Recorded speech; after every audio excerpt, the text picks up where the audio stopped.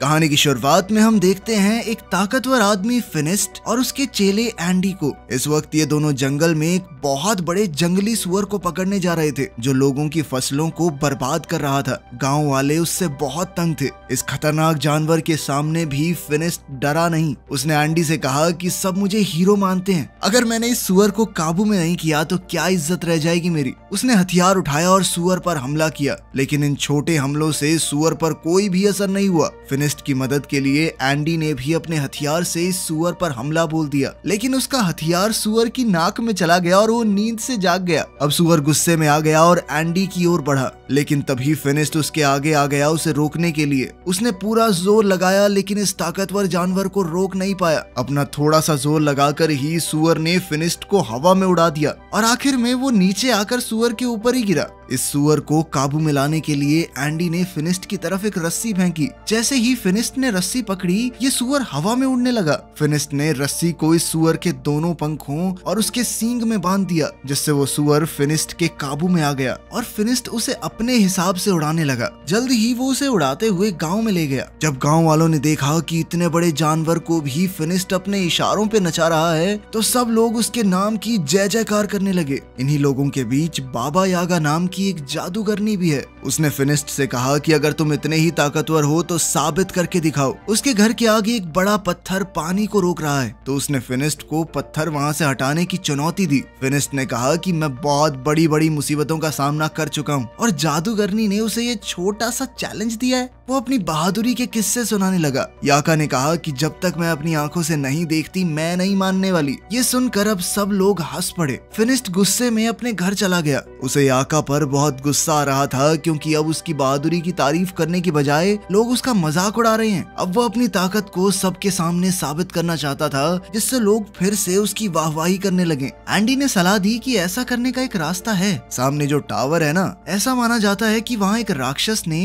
एक बेहद खूबसूरत लड़की को कैद कर रखा है और वो लड़की एक राजकुमारी है। अगर तुमने उस राक्षस को मारकर राजकुमारी को आजाद कर दिया तो पूरी दुनिया में तुम्हारा नाम गूंजेगा। फिनिस्ट ने तय कर लिया कि वो इस राक्षस से जरूर लड़ेगा।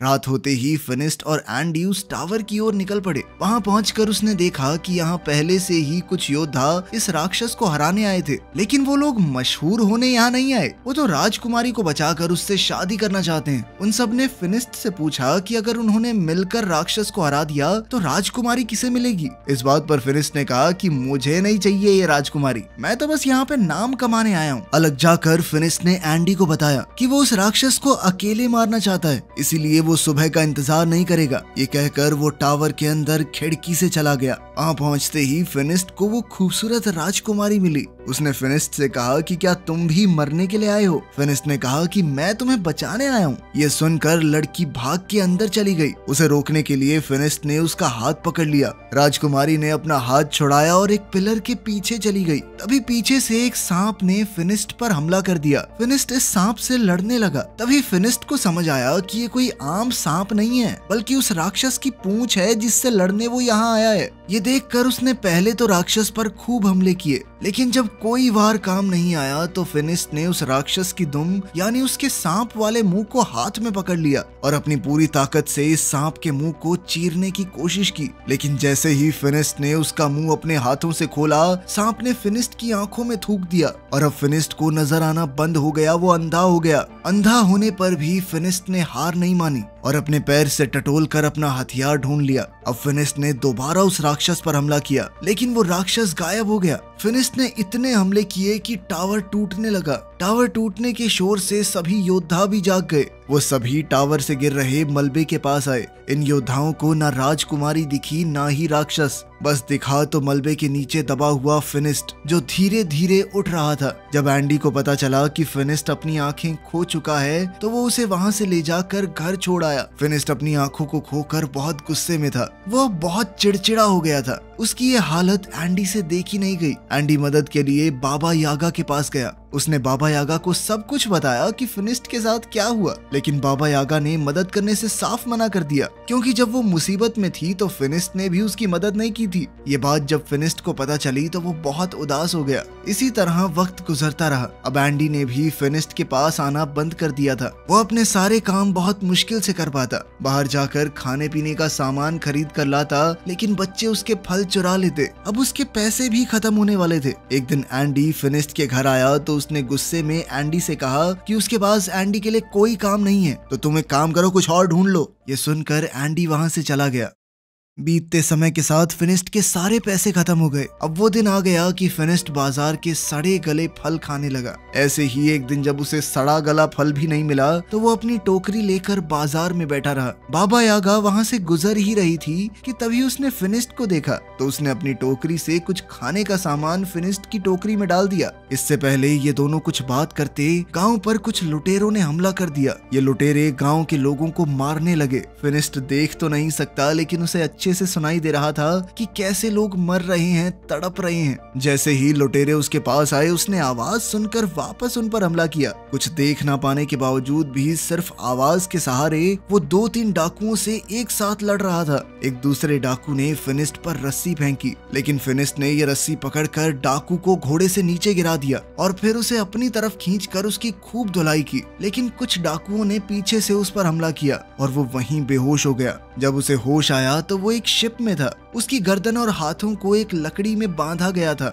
इस जहाज में बाबा यागा और गांव के काफी सारे लोग भी थे। फिर हमने देखा कि एंडी भी यहाँ है। वो जहाज में आजाद घूम रहा था। बाबा यागा ने पूछा कि तुम आजाद कैसे घूम रहे हो? तो उसने कहा कि मैंने इन डाकुओं को यकीन दिला दिया है कि मैं इनकी तरफ ही हूँ, मैं इनकी मदद करूंगा। साथ ही वो गांव वालों के ऊपर डाकुओं के लिए नजर भी रखेगा। एंडी के पास इस वक्त एक सोने का चिराग है जो उसने डाकुओं से चुराया था। उसने कहा कि वो इस चिराग को बेचकर खूब पैसे कमाएगा। जैसे ही एंडी ने इस चिराग को रगड़कर साफ किया तो उसमें से एक जिन बाहर निकला। उसे देखकर सब घबरा गए, यहाँ तक कि एंडी भी। नीचे का शोर सुनकर एक डाकू वहां आ गया, लेकिन जिन ने इस डाकू को मारकर ऊपर फेंक दिया। जब जिन एंडी के पास गया उसकी ख्वाहिश पूछने, तो एंडी ने कहा कि वापस चिराग में चले जाओ, और वो जिन दोबारा से चिराग में चला गया। ऊपर से एक डाकू आया और एंडी के गले पर तलवार तान कर अपना चिराग उससे वापस ले लिया, और कुछ ही देर में ये जहाज अरेबिया पहुंचा। गांव से लाए हुए सभी लोगों को गुलाम के तौर पर बेचने के लिए खड़ा कर दिया गया।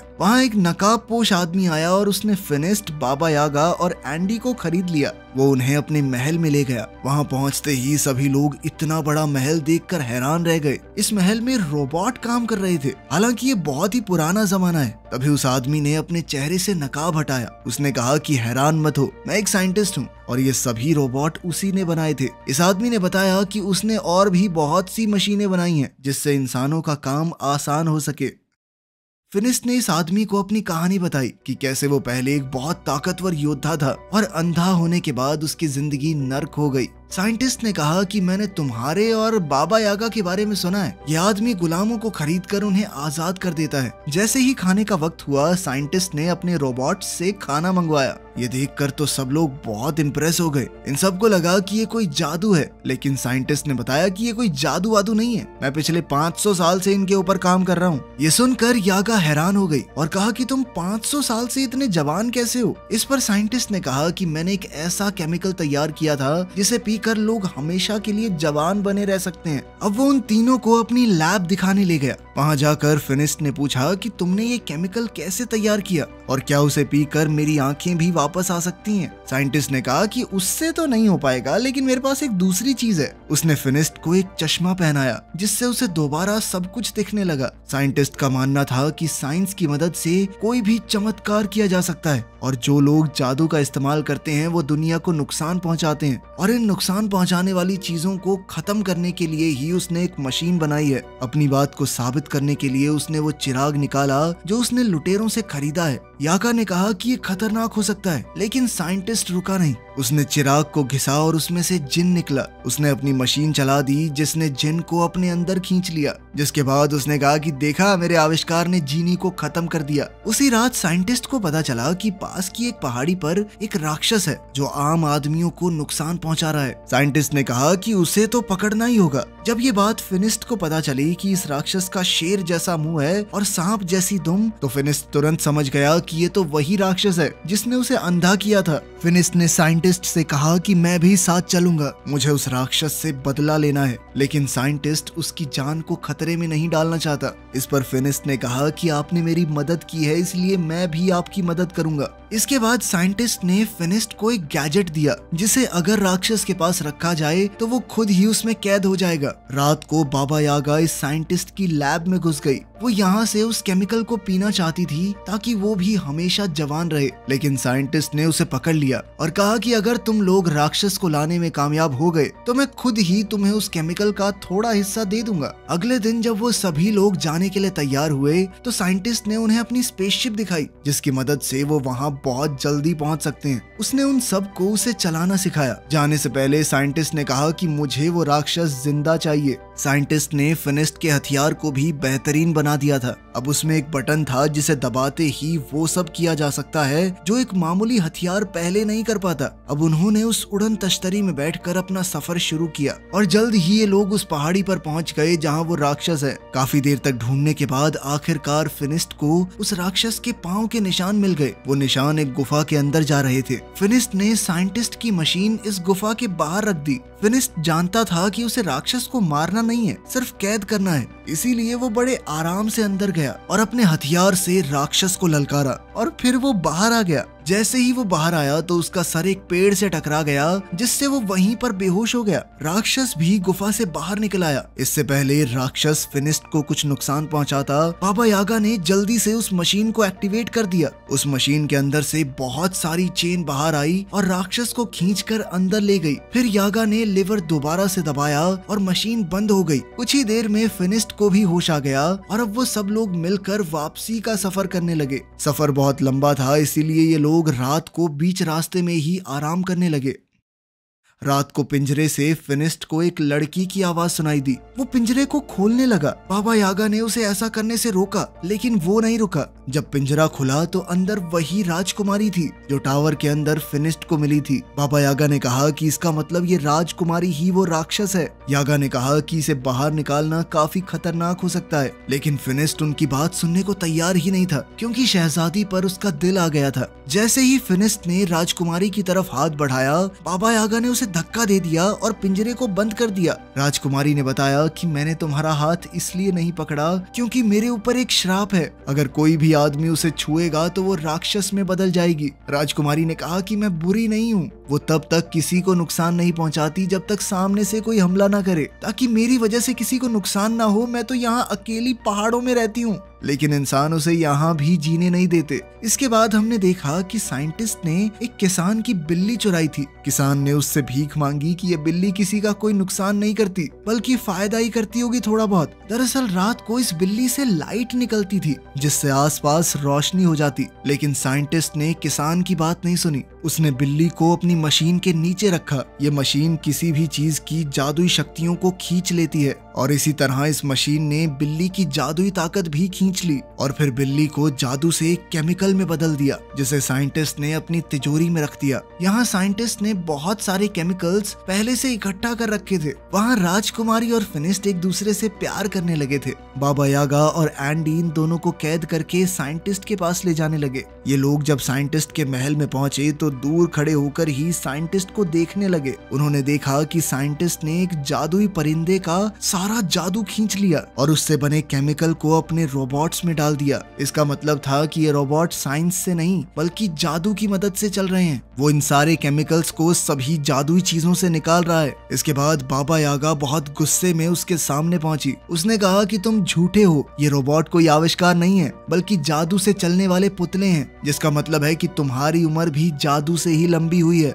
वो जादू जो साइंटिस्ट ने मासूम जानवरों को मारकर हासिल किया है। ये सुनकर साइंटिस्ट को गुस्सा आ गया और उसने कहा कि मेरा सच जो भी जान जाए वो जिंदा नहीं बचता। इसके बाद बाबा यागा और एंडी डर कर वहाँ से भागने लगे। बाबा यागा ने फिनिस्ट और शहजादी को भी आजाद कर दिया क्योंकि वो जान गई थी कि ये साइंटिस्ट इस राजकुमारी के साथ भी यही करेगा। राजकुमारी ने बताया कि वो साइंटिस्ट को जानती है, वो काफी समय से उसके पीछे पड़ा है। तभी साइंटिस्ट भी वहाँ पहुँच गया। उसने अपने सारे सारे रोबोट्स को इकट्ठा कर लिया ताकि उनमें से कोई भी भाग ना पाए, और फिर राजकुमारी के अंदर से भी उसके जादू को अपनी मशीन से खींचने लगा। फिनिस्ट ने उसे बचाने की कोशिश की लेकिन वो बंधा हुआ था। वो उसे बचा तो नहीं सकता था, लेकिन उसने राजकुमारी का हाथ पकड़ लिया ताकि वो राक्षस में बदल जाए। राक्षस बनते ही राजकुमारी ने अपनी जंजीरें तोड़ दी और वहाँ से भाग गई। मौका पाकर बाबा यागा और फिनिस्ट भी वहाँ से बच निकले, लेकिन साइंटिस्ट के आदमी उनके पीछे लग गए। बाबा यागा ने उनसे बचने के लिए अपने जादू का इस्तेमाल किया। उसने तरबूज के बीज उन पर फेंके जो अचानक तरबूजों में बदल गए। साइंटिस्ट ने भी अपना बड़ा रोबोट निकाला। वो किसी भी हाल में फिनिस्ट और बाबा यागा को नहीं छोड़ सकता, क्योंकि वो उसकी सच्चाई जानते हैं। एंडी ने साइंटिस्ट को समझाया कि हमारे पास जितना जादुई केमिकल है बहुत है, लेकिन साइंटिस्ट नहीं माना। वो बड़ा टर्टल रोबोट जब बाहर निकला तो पूरा महल टूट गया। साइंटिस्ट अब इस रोबोट के अंदर बैठकर एंडी के साथ फिनिस्ट और यागा का पीछा कर रहा था। अब वो इन दोनों पर तोप के गोले बरसाने लगा। फिनिस्ट ने यागा से कहा कि तुम इसका ध्यान भटकाओ और मैं इसके ऊपर चढ़कर इसे उल्टा करने की कोशिश करता हूँ, क्योंकि एक बार अगर ये बड़ा सा टर्टल उल्टा हो गया तो सीधा नहीं हो पाएगा। जैसे ही वो रोबोट यागा के सामने आया, उसमें लगी मशीन यागा के अंदर के जादू को खींचने लगी, जिस वजह से यागा बिल्कुल बूढ़ी लगने लगी। ये देखकर फिनिस्ट को बहुत तरस आया, लेकिन जब तक वो साइंटिस्ट का ध्यान भटका रही थी, फिनिस्ट टर्टल के ऊपर चढ़ गया। जब साइंटिस्ट ने ये देखा तो उसने टर्टल के हाथ फैला दिए ताकि वो फिनिस्ट को नीचे फेंक सके। फिनिस्ट तो नहीं गिरा, लेकिन उसका चश्मा गिर गया। अब उसे दिखना बंद हो गया था। बाबा यागा ने जैसे ही ये देखा तो वो फिनिस्ट की मदद करने लगी, उसे बताने लगी कि कैसे लड़ना है, कहाँ जाना है। इतनी ही देर में राक्षस बनी हुई वो राजकुमारी वहाँ आ गई। उसे देखकर साइंटिस्ट डर गया। वहीं फिनिस्ट ने टर्टल के गले में जंजीर बांध दी और उसे उल्टा करने लगा, जिसके बाद टर्टल के अंदर मौजूद सारा जादुई केमिकल नीचे गिरने लगा। साइंटिस्ट ने अपने जादुई पंखों से वहाँ से बच निकलने की कोशिश की, लेकिन उसके जादुई पंखों ने काम नहीं किया और वो नीचे उस जादुई केमिकल में गिरकर मर गया। वहीं फिनिस्ट भी अब थक कर बेहोश हो गया था। राजकुमारी उसे वहां गिरा हुआ देखकर रोने लगी, क्योंकि उसे डर लग रहा था कि इसे कुछ हो तो नहीं गया। वो फिनिस्ट से सच्चे दिल से प्यार करने लगी थी। जैसे ही शहजादी के आंसू फिनिस्ट की आंखों में गिरे तो उसे अचानक ही होश आ गया, साथ ही उसकी नजर भी वापस आ गई थी। फिनिस्ट ने उससे अपने प्यार का इजहार किया और हमेशा राजकुमारी के साथ रहने का वादा भी, लेकिन राजकुमारी ने कहा कि अपने श्राप की वजह से मैं तुम्हारे साथ नहीं रह सकती। फिनिस्ट उदास हो गया और अपने बाकी साथियों के साथ गांव वापस आ गया, लेकिन अभी भी वो राजकुमारी की याद में खोया हुआ था। जब बाबा यागा दोबारा जवान होने का रास्ता ढूंढ रही थी तो उसे राजकुमारी के श्राप को तोड़ने का तरीका भी मिल गया। वो खुशी से फिनिस्ट के पास गई और ये खुशखबरी उसे दी। उसने बताया कि ये श्राप शहजादी को जानबूझकर दिया गया है, इसमें उसकी कोई गलती थोड़ी है, और अब उनका अगला काम राजकुमारी के श्राप को काटना ही होगा। लेकिन वो शायद इस मूवी के अगले पार्ट में दिखाया जाएगा, जो कि अभी आया नहीं है। वीडियो पसंद आई तो लाइक कर देना, चैनल को सब्सक्राइब कर देना और 1 मिलियन जल्दी से करवा दो प्लीज। अब रुका नहीं जा रहा भाई।